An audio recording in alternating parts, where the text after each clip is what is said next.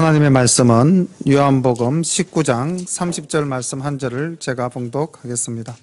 요한복음 19장 30절 말씀입니다. 예수께서 신 포도주를 받으신 후 가라사대 다 이루었다 하시고 머리를 숙이시고 영원히 돌아가시니라. 아멘. 오늘 저는 이 말씀을 준비하면서 주님이 돌아가시는 그 장면 속에 함께한 사람들의 모습을 조금 살펴보았습니다. 주님이 역사하실 때에 그렇게 주님 주위를 옹호하고 정말 어깨를 이렇게 어석하며 다녔던 그 제자들은 어디에 있는가? 또 주님께서 자기의 모든 문제를 해결해 달라고 소리쳐 다윗의 자손 예수여라고 부르던 군중들은 어디에 갔는가? 오늘 등장하는 인물들을 보면서 나는 어디에 서 있는가? 그리고 주님이 다 이루셨다라는 고백은 어떤 의미일까? 오늘 한번 또 헤아려보는 귀한 시간 되기를 소망합니다. 말씀을 1절부터 함께 봅니다. 이에 빌라도가 예수를 데려다가 채찍질하더라.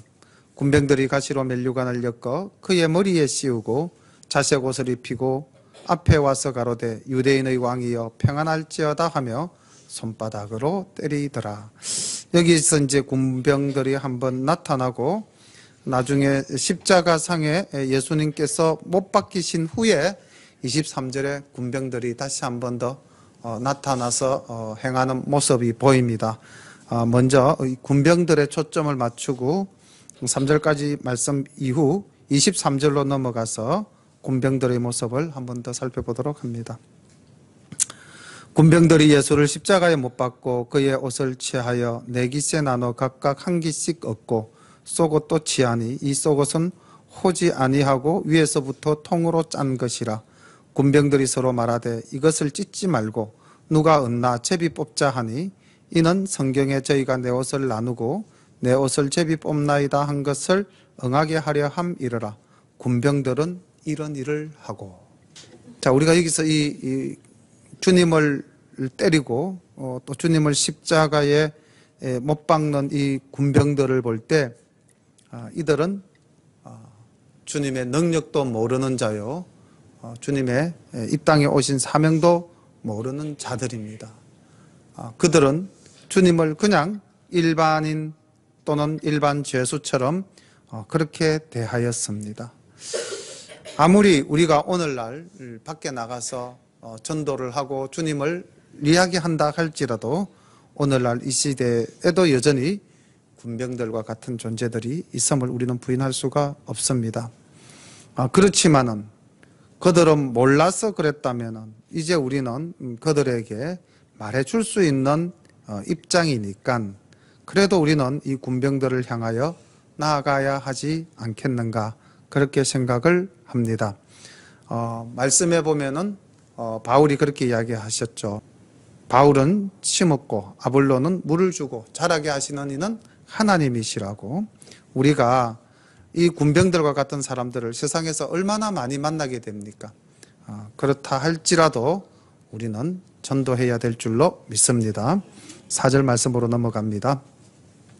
빌라도가 다시 밖에 나가 말하되 보라 이 사람을 데리고 너희에게 나오나니 이는 내가 그에게서 아무 죄도 찾지 못한 것을 너희로 알게 하려 함이로라 하더라. 이에 예수께서 가시 면류관을 쓰고 자색 옷을 입고 나오시니 빌라도가 저희에게 말하되 보라 이 사람이로다 하매 대제사장들과 하속들이 예수를 보고 소리질러 가로되 십자가에 못 박게 하소서 십자가에 못 박게 하소서 하는지라. 빌라도가 가로되 너희가 친히 데려다가 십자가에 못 박으라. 나는 그에게서 죄를 찾지 못하노라. 유대인들이 대답하되 우리에게 법이 있으니 그 법대로 하면 저가 당연히 죽을 것은 저가 자기를 하나님의 아들이라 함이니이다. 빌라도가 이 말을 듣고 더욱 두려워하여 다시 관정에 들어가서 예수께 말하되 너는 어디로 서냐 하되 예수께서 대답하여 주지 아니하시는지라. 빌라도가 가로되 내게 말하지 아니하느냐 내가 너를 놓을 권세도 있고 십자가에 못 박을 권세도 있는 줄 알지 못하느냐. 예수께서 대답하시되 위에서 주지 아니하셨다면 나를 해할 권세가 없었으리니 그러므로 나를 내게 넘겨준 자의 죄는 더 커니라 하시니 이러함으로 빌라도가 예수를 놓으려고 힘썼으나 유대인들이 소리질러 가로되 이 사람을 넣으면 가이사의 충신이 아니니이다. 무릇 자기를 왕이라 하는 자는 가이사를 반역하는 것이니이다. 빌라도가 이 말을 듣고 예수를 끌고 나와서 박석 기브리 말로 가바다이란 곳에서 재판석에 앉았더라. 이날은 유월절의 예비일이요 때는 제6시라. 빌라도가 유대인들에게 이르되 보라 너희 왕이로다. 저희가 소리 지르되 없이 하소서 없이 하소서 저를 십자가에 못 박게 하소서. 빌라도가 가로되 내가 너희 왕을 십자가에 못 박으랴. 대제사장들이 대답하되 가이사 외에는 우리에게 왕이 없나이다 하니 이에 예수를 십자가에 못 박히게 저희가 넘겨주니라. 여기 지금 이 장면에서 대표적으로 나타나 보이는 인물이 빌라도와 대제사장 그리고 하속들 군중 유대인들이 등장합니다. 빌라도는 예수님을 만나서 대화를 나누면서 이 사람이 예사로운 사람이 아니다. 또 들려오는 풍문에 의하면은 이 사람이 뭐 구세주라 하더라. 그 정도는 알았을지언정 예수님을 온전히 아는 사람은 아니었을 것입니다. 그러니까 조금 전에 우리가 만났던 로마 군병이나 이 빌라도는 예수님의 본질에 대해서 무지했던 사람들이고 또 지금 여기 보니까 내가 너를 놓을 권세도 있고 십자가에 못 박을 권세도 있다라고 말하는 것이나 로마 군병들이 자기들의 힘과 권능으로 또 예수님을 억압하고 고문하는 장면을 볼 때 이 사람들은 모르고 자신의 힘으로서 악을 행하는 자들이었습니다. 우리가 이 장면에서 볼 때 그래도 좀 동정이 가는 그러한 인물이고 이런 사람들에게도 우리가 구원의 메시지를 전해야 되겠다라는 마음이 드는데 문제는 여기 대제사장들 그리고 그의 하속들 그리고 유대인들입니다. 오늘날로 본다면은 로마 군병과 빌라도는 예수 믿지 않는 그냥 일반 사람들이죠.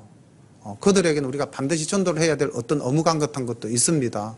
주님께서 땅끝까지 전하라고 말씀을 하셨으니까 내 증인이 되라고 말씀하셨으니까. 그런데 문제는 여기 지금 알고 지은 죄.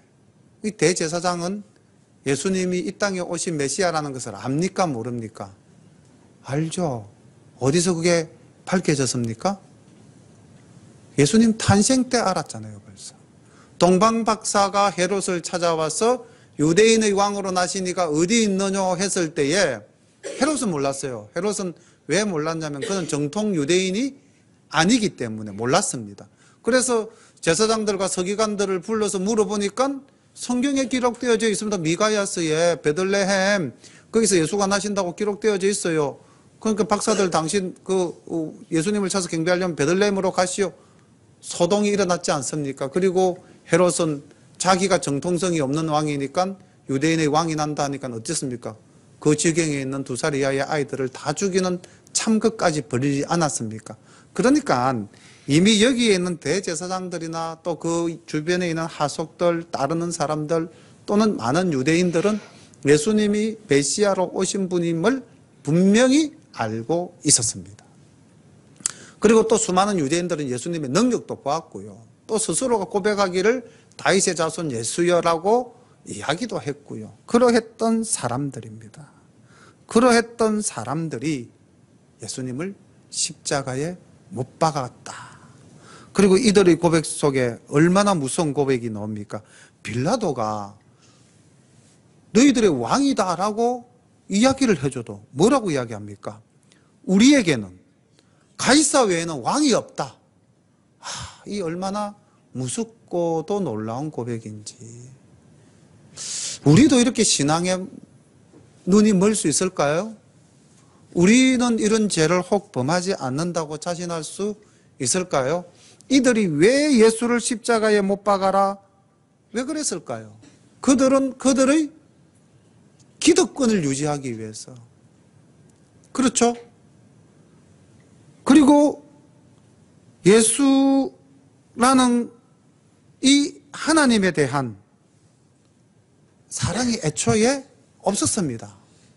그래서 이사야서 선지자를 통해서 이미 이스라엘 백성들에게 하신 그 말씀이 오늘날 여기 이 대제사장들에게도 그대로 적용이 되죠. 이사야서 29장 13절 말씀을 보니까 이렇게 기록되어 있습니다. 주께서 가라사대 이 백성이 입으로는 나를 가까이 하며 입술로는 나를 존경하나 그 마음은 내게서 멀리 떠났나니 그들이 나를 경외함이 사람의 계명으로 가르침을 받았을 뿐이다. 그러니까 형식적인 율법주의에 젖어 있을 뿐 진정 하나님을 사랑하는 마음이 그 속에 없었던 것입니다. 정말 하나님을 사랑했다면 낮고 낮은 이 땅에 사람의 몸으로 오신 예수님을 어떻게 그들이 영접하지 않았겠습니까?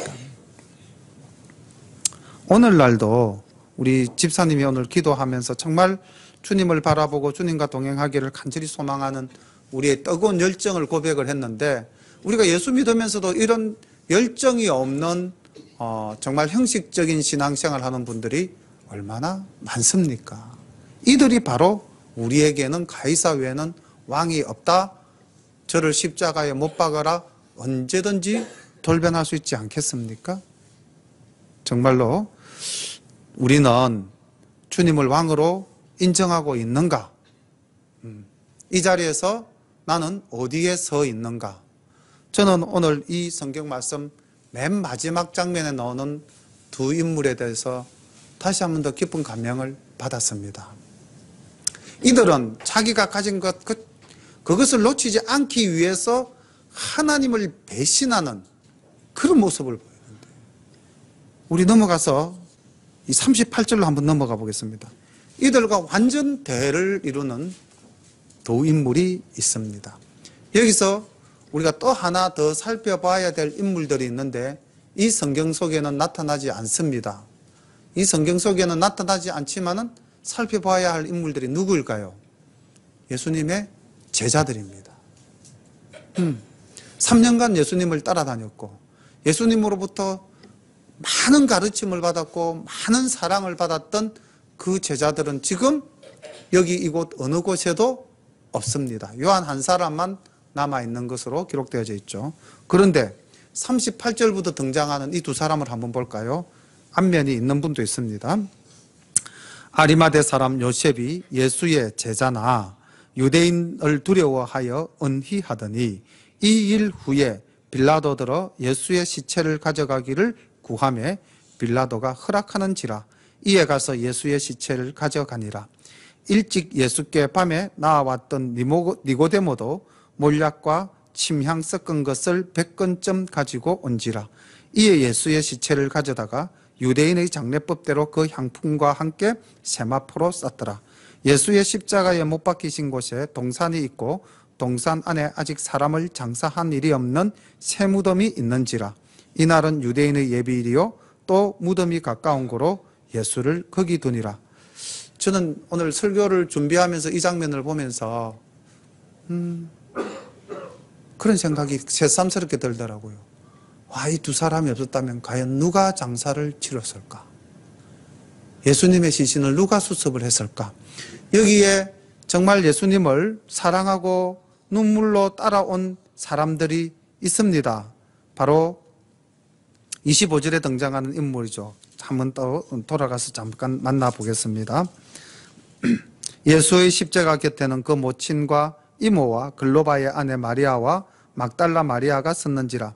예수께서 그 모친과 사랑하시는 제자가 곁에 섰는 것을 보시고 그 모친에게 말씀하시되 여자여 보소서 아들이니이다 하시고 또 그 제자에게 이르시되 보라 내 어머니라 하신대 그때부터 그 제자가 자기 집에 모시니라.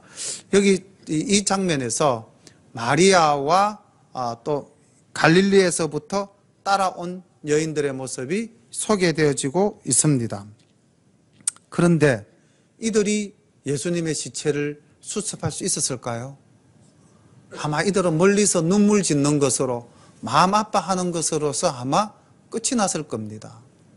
그리고 여기 이 31절에 보면은 좀 뭐 말씀이 왔다 갔다 해서 죄송합니다만은 오늘은 이렇게 조금 직선으로가 아니라 곡선으로 좀 돌아가겠습니다. 31절을 보면은 왜 지금 이런 일이 벌어지게 되었는가? 원래 로마법에 의하면은 십자가형을 처하면은 십자가에서 사람을 내립니까? 내리지 않습니까?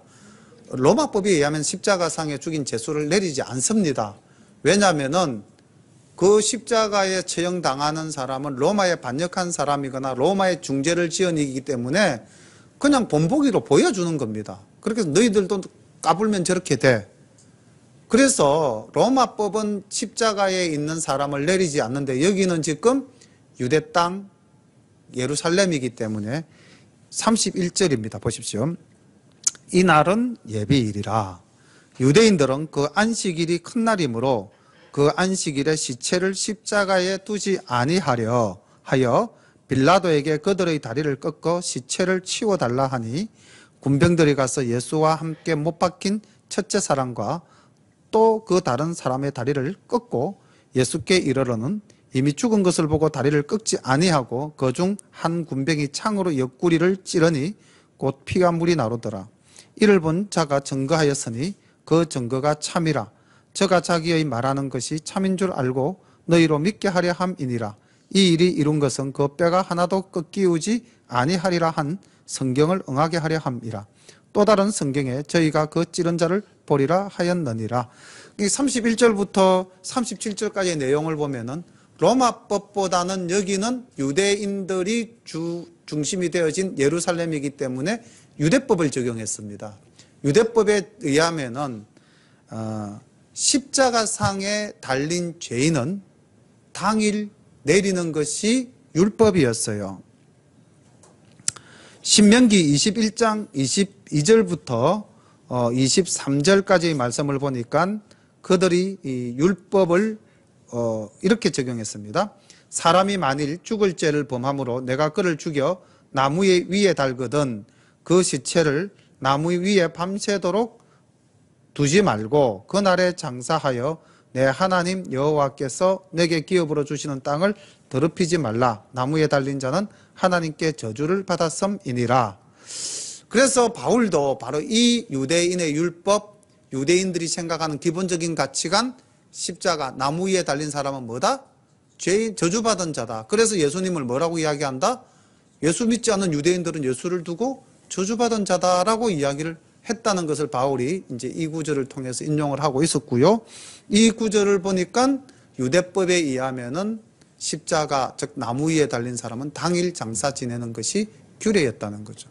그런데 여기 보니까 다음 날이 안식일이요, 유월절이 시작이 되는 겁니다. 그러니까 유대인들 입장에서는 십자가상에 예수님을 둘 수가 없었던 겁니다.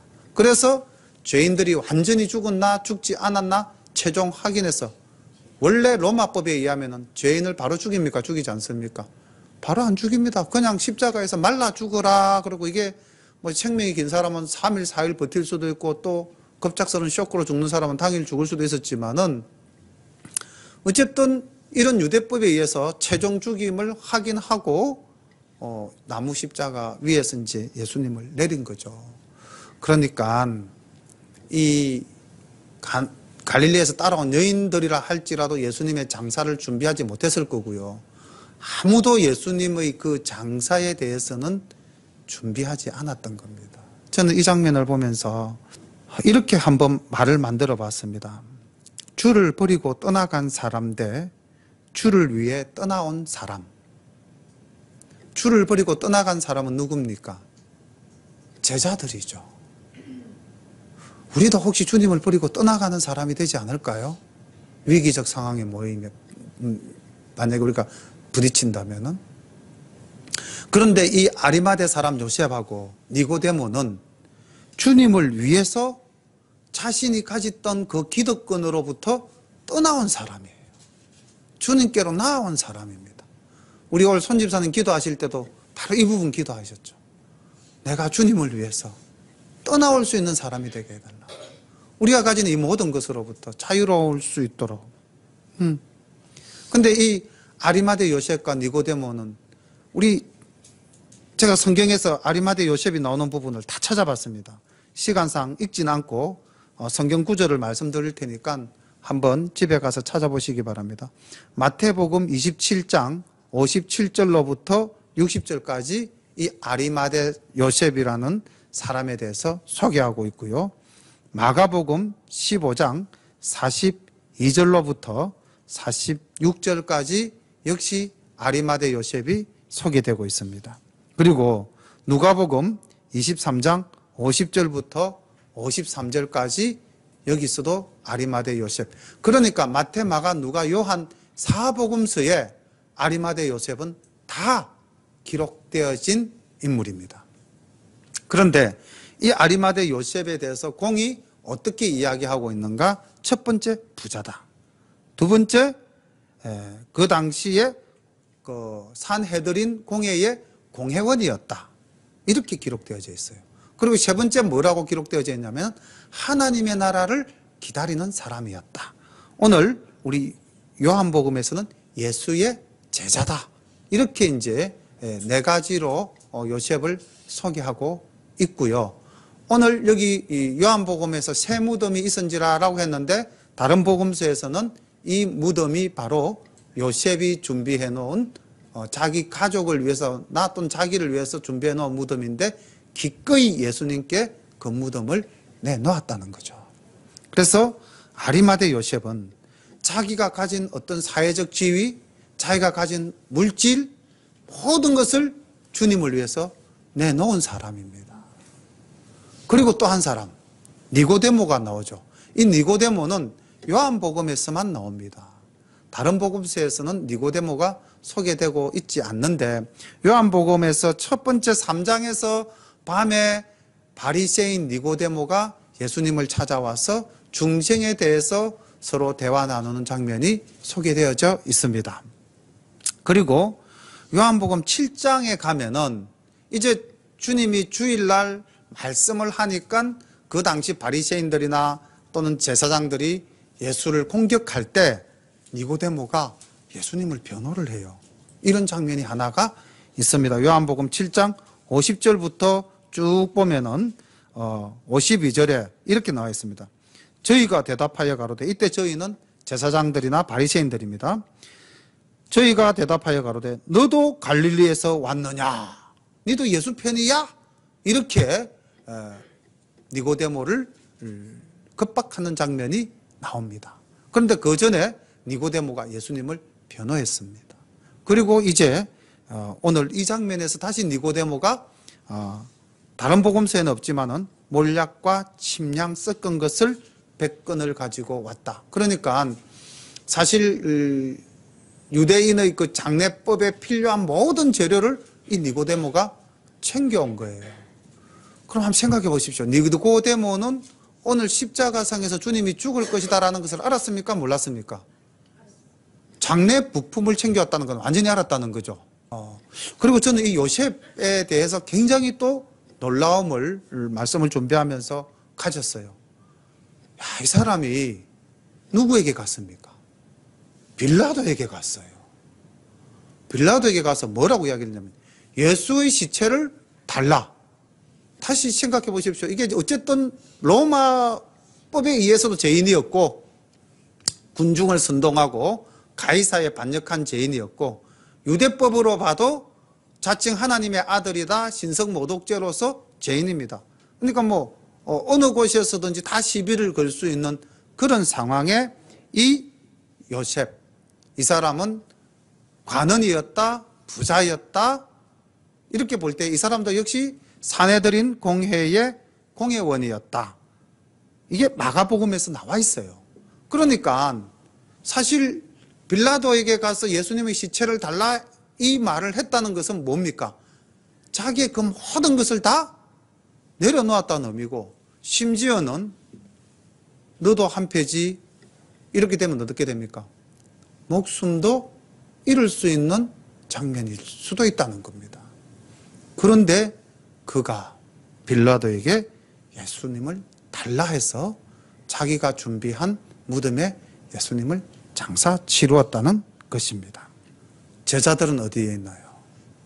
바로 이 시간에 주님을 그렇게 고백했던, 당신은 그리스도시요 살아계신 하나님의 아들이십니다 라고 고백했던 베드로나 토마는 어디로 갔나요? 주여 당신의 나라에 임할 때 나를 오른편에 앉히소서, 왼편에 앉히소서라고 이야기했던 야곱 또 어디 갔나요? 야고보도 없고 베드로도 없고 도마도 없고 안드레도 없고 아무도 없었습니다. 예수님의 장사는 이 숨어있던 두 제자, 비록 예수님 살아생전에는 용기가 없어서 예수님 앞에 떳떳이 나서지는 못했지만 예수님이 세상을 떠나신 후에 자기의 모든 것을 걸고 예수님 앞에 나온 사람들, 우리는 어디에 있을까요? 이 말씀에서 저는 이 두 사람을 새롭게 바라보면서 우리의 위치를 한 번 더 생각해 보았습니다. 말씀이 좀 왔다 갔다 했지만은 다시 또 저희들이 앞으로 돌아가서 17절 말씀부터 함께 보겠습니다.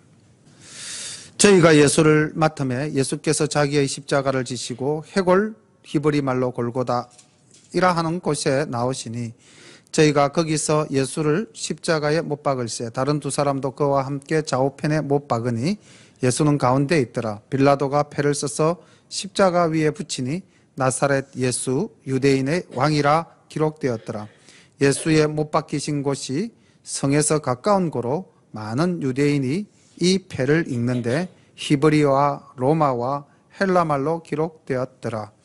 유대인의 대제사장들이 빌라도에게 이르되 유대인의 왕이라 말고 자칭 유대인의 왕이라 쓰라 하니 빌라도가 대답하되 나의 쓸 것을 썼다 하니라. 여기서 이 제사장들 정말 참 끈질기게 끝까지 주님을 부인하는 모습을 보입니다. 우리가 이렇게 볼 때 이들은 정말 양의 탈을 쓴 늑대, 하나님을 앞에 내세웠지만은 사탄의 무리다라고 봐야 옳지 않겠는가, 그렇게 생각이 되어집니다.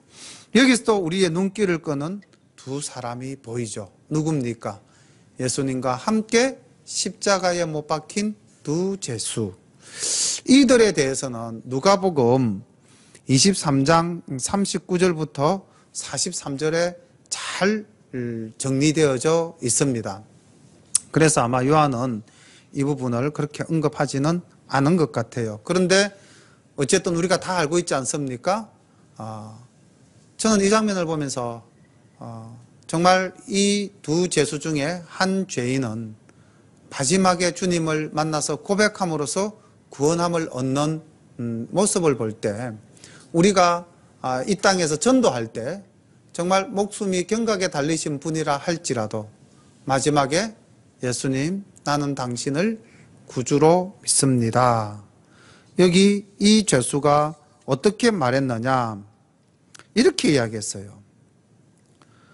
물론 그 앞에 이 사람이 행한 것은 죄가 없다, 그렇게 이제 말을 고백을 하고 이렇게 말했습니다. 예수님께는 예수여 당신의 나라에 임하실 때에 나를 생각하소서, 요 말만 했어요.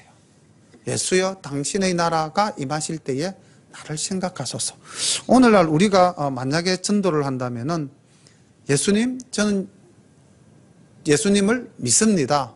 하나님 아버지를 믿습니다. 예수님 저를 구원해 주소서. 아마 이렇게만 우리가 신앙을 고백한다 할지라도 주님은 오늘 네가 나와 함께 낙원에 가 있으리라, 우리를 구원해 주실 줄로 믿습니다. 아까 우리가 23절부터 27절까지 군병들의 모습은 함께 살펴보았고요. 28절부터 말씀을 함께 보겠습니다. 이제 예수님께서 숨을 거두시는 장면인데, 여기서 우리가 예수님께서 하나님 앞에 어떠했던가, 물론 예수님께서 십자가에 달리시기 전에 겟세마네 동산에서 기도할 때부터 예수님은 자아를 드러냈습니까? 드러내지 않았습니까? 자기를 드러내지 않았습니다. 그리고 모든 것을 아버지의 뜻대로 하옵소서, 이렇게 기도했습니다. 오늘 우리 이 부분을 한번 깊이 생각해 봅시다. 28절, 이후에 예수께서 모든 일이 이미 이룬 줄 아시고 성경을 응하게 하려 하사 가라사대 내가 목마르다 하시니 거기 신 포도주가 가득히 담긴 그릇이 있는지라. 사람들이 신 포도주를 먹으면 해융을 우슬초에 메어 예수의 입에 대니. 우리 30절 다 함께 읽어보겠습니다.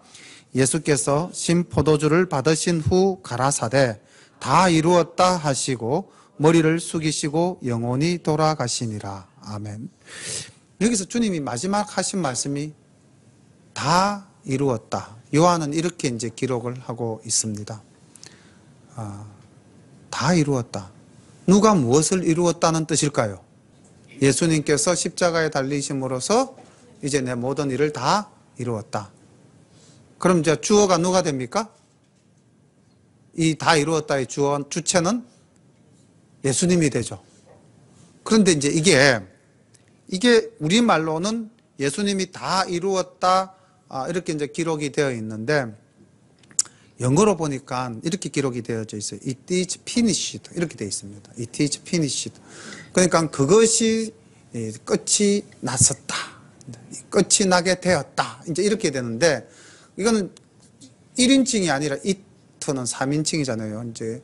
그러니까, 이렇게 많은 성경학자들은 해석을 합니다. 주님께서 내가 모든 일을 다 이루었다 해서 그 공로를 주님이 받으신 것이 아니라 하나님께서 인류를 구속하시기 위해서 나를 이 땅에 내려보내신 것. 그래서 28절 초반부에 나오는 예수께서 이 모든 일이 이미 이룬 줄 아시고, 이때 이루다는 것은 누가 이루었다? 하나님께서 계획하시고 섭리하셨던 모든 일들이 이루어진 줄 아시고, 그러니까 주님은 끝까지 나를 내세운 것이 아니라 마지막 십자가상에서 돌아가시는 그 순간까지 모든 영광을 누구께 돌립니까? 하나님께 돌리는 모습으로 우리는 이 부분을 이해를 해야 됩니다. 그러니까 다 이루었다는 내가 다 이루었다가 아니라 하나님께서 내게 분부하여 하라 한 일을 내가 이제 다 마쳤다. 그렇죠? 하나님으로부터 받은 소명을 끝냈다. 이런 의미입니다. 그러니까 얼마나 주님께서는 겸손하셨던가. 그러니까 죽는 마지막 그 순간까지도 주님은 주님의 영광이나 주님의 이름을 드러내지 않았다. 이것도 우리가 오늘 다시 한 번 더 묵상하고 또 우리도 고백하고 결단해야 될 장면이 아닌가 그렇게 생각을 합니다. 우리는 조그마한 일도 마치 참 내가 한 걸 알아줘야 되는데 하는 어떤 그런 마음을 가지기가 참 쉽지 않습니까? 그런데 한번 생각해 보십시오. 이 십자가상에서의 그 고통스러운 죽음 앞에서도 주님은 나를 내세우지 않으셨다는 것입니다. 그래서 오늘 우리는 이 주님께서 십자가에 달리시기까지 그 빌라도로부터 재판받고 로마 군병으로부터 고문을 당하시고 그 유대인들의 그 군중들의 외침 속에 한없는 비애를 느끼신 그 예수님, 그리고 돌아보니 있어야 할 제자들은 아무도 없는 그 공허함, 그리고 자기를 따르는 여인들을 바라보면서 가슴 아파했던, 또 육신의 어머니가 홀로 남게 된 것에 대한 그 아픈 마음, 이런 것들을 우리가 다 살펴보면서 여기에 등장하는 수많은 사람들을 보면서 나는 어디에 있는가, 또 정말로 용기 있게 마지막에 등장하는 이 두 사람, 아리마대 요셉과 니고데모. 우리의 신앙이 저는 이 아리마대 요셉을 보면서 그런 생각을 해봤습니다. 우리의 신앙이 이런 용기 있는 신앙이었으면 참 좋겠다, 그런 생각을 해봤습니다. 오늘 주신 말씀 가지고 말씀이 좀 이렇게 전체적으로 왔다 갔다 했지만은 그래도 우리가 여러 군상들의 모습과 주님의 모습을 함께 보았습니다. 이제 이 가운데 나는 어디쯤 서 있는가를 중심으로, 또 나는 어떤 제자의 모습을 닮아가야 할 것인가 생각하면서 우리 오늘 주신 말씀 생각하면서 한 몇 분간 우리 함께 묵상 기도로 하나님께 간구하겠습니다. 결단합니다. 기도드립니다.